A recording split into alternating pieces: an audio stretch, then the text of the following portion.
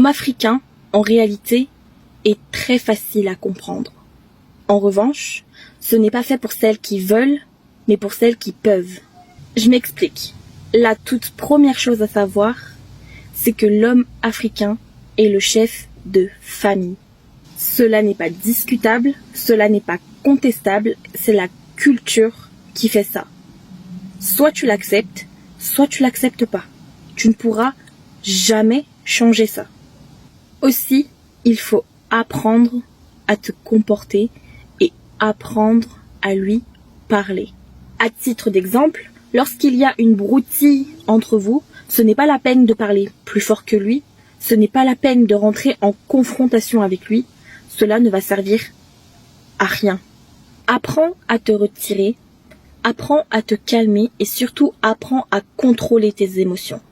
Ce n'est pas parce que tu te tais que cela veut dire que tu es idiote.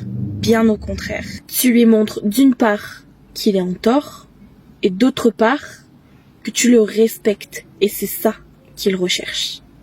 En plus de cela, il va venir te demander pardon. Il ne va pas te le dire explicitement, évidemment, ça reste un homme africain. En revanche, il va te le montrer. Je vais être très honnête avec vous.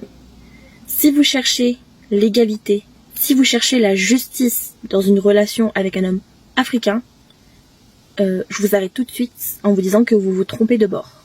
En revanche, si vous êtes en capacité de vous maîtriser, cela veut dire que vous maîtriserez votre homme. Autrement dit, il sera capable de tout vous donner et de tout faire pour vous. Pourquoi ? Parce que vous avez du respect pour lui. Parce que vous avez de la considération pour lui.